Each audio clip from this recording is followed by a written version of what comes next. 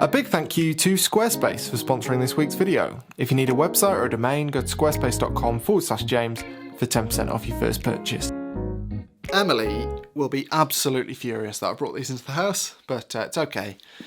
She won't watch this. Hello everybody, how's it going? Welcome back to the channel. Thank you for joining me again. There's not much we need, really, as photographers, if we're completely honest, is there? I mean, we need a camera, but outside of that, there's nothing that we absolutely require. And even cameras, if we're happy with the photos that our phones take, we don't even need those. But that said, over the past number of years, I have found that there are a number of different products that help me to stay out with my camera for longer. And in my experience, there is a huge correlation between the amount of time we're willing to spend out with our camera and the likelihood of getting some photos that we quite like. So there are some products that I'm going to talk about today that help me to do just that, and hopefully they'll be interesting to you in that regard too. There are also some products that I'll talk about that don't directly help me to stay out with my camera for longer, and I just find them useful. But hopefully that'll be interesting as well. But as I say, don't necessarily need any of this stuff. It's just been useful for me. So somewhat unsurprisingly, let's start by talking about shoes, shall we? Lots of photographers, myself included, often feel quite smug when we can recommend that people invest in a good pair of shoes for photography, purely because it's not a photography product. And for whatever reason, it therefore feels good to suggest something that's not a photography product. I don't really know why that is, but the thing is, it is true. A good pair of shoes will help you stay out with your camera for longer, and if you stay out till 6 PM versus 4 PM, then in that 2 hours you might get some photos you're quite happy with, and therefore it's a good investment. And I'm waving these shoes around. I don't really know why. By the way, these are barefoot shoes. I wear barefoot shoes pretty much exclusively these days, and I'm not I was going to say a paediatrician. That's a child's doctor, isn't it? Podiatrist. Is it a podiatrist? I'm not a foot doctor, so yeah, my opinions are literally worthless, but I do wear barefoot shoes pretty much exclusively now. Most of them are made by Vivo Barefoot. I have no affiliation to that company, but I do really like their shoes. The reason I wear barefoot shoes from winter all the way through to summer is basically that I find them more comfortable. For the first month that I was wearing barefoot shoes, I definitely didn't. I found the sort of squidgy inch of foam type shoes much more comfortable. But after that, if I was doing 30, 40,000 steps in a day, then my feet would hurt an awful lot less wearing much thinner shoes than the previous shoes that I was wearing. And I guess that's kind of counterintuitive. There is no padding at the bottom of these at all. But then I suppose if you think about the complexity of the human foot, maybe it does make sense that they can move as they were designed to. Although again, I have absolutely no idea what I'm talking about. But the important thing, and a thing that is well worth doing in my opinion, is to find a pair of shoes that really does work for you and means that you can stay comfortable for the longest amount of time possible. Because again, the more time you spend out with your camera, the more likely you are to get photos that you're happy with. And there's lots of other stuff that's worth talking about in that vein. So second thing is small camera bags. Now I actually don't think that camera bags should be called camera bags, and that's an increasingly strong opinion I have the more experienced I become, because cameras are designed to take photos and they can't take photos in a bag. But these days for me, outside of going through an airport, my camera is never in a bag because it's absolutely useless in a bag. And to that end, I've made a point in recent months or years of using bags that don't even fit my camera in them once I've got everything else that I want to carry in a camera bag. So if I've got a spare lens with me, this is a little 90 from Sigma, a DJI pocket, every YouTuber's got one of those, bottle of water, nothing else really fits in this Peak Design sling, this 6-litre Peak Design sling. For me, that's by design. Essentially, I don't want an excuse to put my camera away because there is zero chance of getting a photo if I do put my camera away. Now this is a somewhat more extreme version of that. This is a Peak Design field pouch. I mean, other companies do make bags. I just happen to have Peak Design bags here. But basically this can fit my DJI pocket, a couple of batteries, and not much else. And by way of being incredibly small, incredibly light, it means that I'm more likely to stay out for longer because I'm carrying less stuff, I have less weight on my back. When I've said things like this in the past, some people have said, oh, why don't you just go to the gym more? And A, point taken, But B, regardless of how much time you spend in the gym, if you're carrying less stuff, you'll be willing to stay out for longer, you'll be less tired, you'll be more alert for longer. As far as I'm concerned, it's worth carrying less stuff than more stuff that you might not use. And don't get me wrong, I used to be the kind of photographer who would take literally everything out with me just in case. I mean, I'd hike up mountains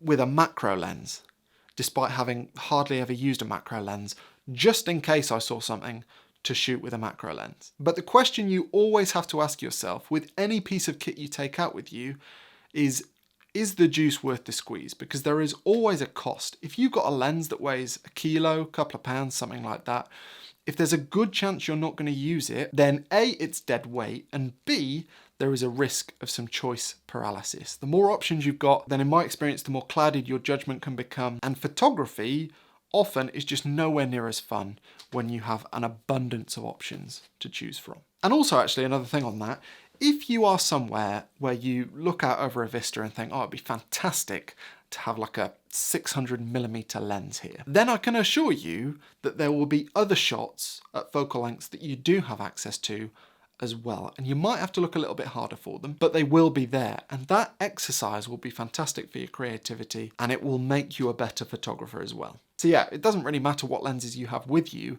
Just make sure you resist the temptation to take literally everything under the sun, because in my experience, that will negatively impact the amount of time you're willing to spend out shooting. And that is more consequential than missing the occasional shot because, yeah, you didn't bring your macro lens. A couple of the things that I find help me to stay out for longer.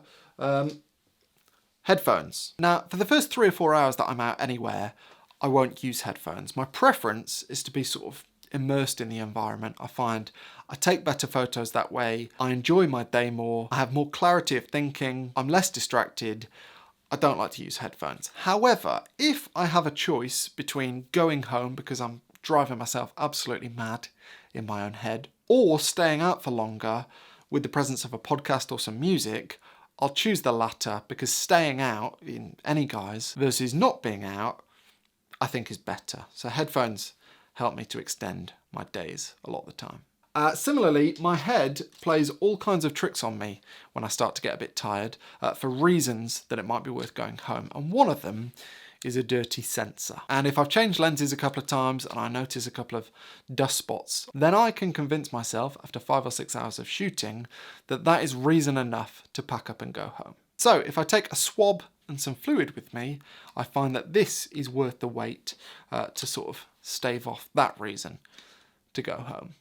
Lightweight lenses, I've talked about the benefit of a million times before, so I don't think we need to go into that. I'm often asked about straps, actually, camera straps. I basically get all of my camera straps from Etsy, various shops on Etsy. Some shops offer Peak Design attachments on rope straps, which is always my preference. So yeah, Etsy, no specific shop that comes to mind, but there's loads of different options. I've always found it a good place to find straps. Oh, power bank. You don't need one this massive. I mean, it's absolutely ridiculous, this one. It can charge my laptop. So it's handy in airports if I'm editing or whatever. But a version of a power bank often, I think, is a better investment than lots of batteries for a specific camera. And the reason for that, particularly for someone like me, is that, as I said, I have a DJI Pocket, which I can recharge along with my camera that I'm out with while I'm having a coffee, along with my phone, along with my headphones. So I find it to be just a much more versatile way to shoot, having something like this, albeit, if I'm out for a day, a much smaller version. Also, actually, a fast cable is worth having to go along with that. This is a very fast cable. It, what's it do? 20 gigabytes a second, 240 watts. Worth its weight in gold. I like to carry a notebook around with me as well in my bag to make notes on things like locations, lighting, things I want to try with settings, all kinds of different stuff. I like to write in here. Obviously, you could use your phone if you've got that on you to write notes. The problem I find with a phone is that every time you pull it out of your pocket, you might have 10 notifications, and immediately you get pulled into those, and all of a sudden your note-taking, that in a notebook might take 30 seconds, turns into 10 minutes because you're responding to emails and all the rest of it. It's another reason I don't like to listen to podcasts in the first 3, 4, 5 hours, because you're going to be pulling your phone out more, and it's just a distraction. So I like to use a paper notebook for all those things I said. And then finally, and this has got absolutely nothing to do with being out more shooting, but storage. I haven't deleted a photo in at least 10 years, which I definitely know some people find mad, but I'm way too scared to do it. And the reason for that is that all too often I've gone back to look at, I don't know, photos from April 2017, for instance, and I've found photos that I had forgotten about that I really quite like. And so that's happened enough to warrant keeping everything. And also, I'm petrified that deleting stuff might mean that I end up deleting things that I didn't mean to, or deleting stuff that I actually don't want to. And it's got to a point now where if I was to start deleting stuff, I'd have to go through everything from the last 10 years, which is far too big a time investment. And while storage isn't free, it's not super expensive. So my setup is basically I have a hard drive on my desk that is something like 22 terabytes. I've got an exact copy of that somewhere other than my house. I've got a NAS behind me. I use a handful of cloud services, although on the cloud services I don't upload everything I've ever taken, just the stuff that I really like. And then I've got a load of these for traveling. And I've also got a couple of backups for Time Machine, one that I keep at my house and one that's not at my house. And maybe at some point I'll do a whole video on storage, but basically I have found value in keeping everything, even though 99% of the photos I've taken are useless and I'll never do anything with them. Sometimes I find gems, sometimes I learn stuff from old photos, even if I don't think they're particularly good. So yeah, maybe that's food for thought for some of you. You might completely disagree, but for me, I'll never delete anything, I don't think. Too scary. And that concludes a list of things that I have found useful as a photographer. Again, not things you need, but things that I do think are worth consideration for investment. And if anyone can think of anything else, then please stick your suggestions in the comments because other people might find your insights useful. Probably more useful than mine, but that's the beauty of YouTube. Actually, I glossed over this. A small bottle for water is brilliant with a small bag because yeah, always means you've got a bit of water, but not so much that you're carrying a ridiculous amount, as I did in Spain the other week. The reason I had a big bag there was I was carrying 3 litres of water. And I did use it, to be fair, but I mean, there were shops. I didn't need to carry that much. Now, another thing I find very useful as an investment for all photographers is a website, somewhere online that you control exclusively, which certainly isn't the case with things like social media. But Squarespace is a fantastic solution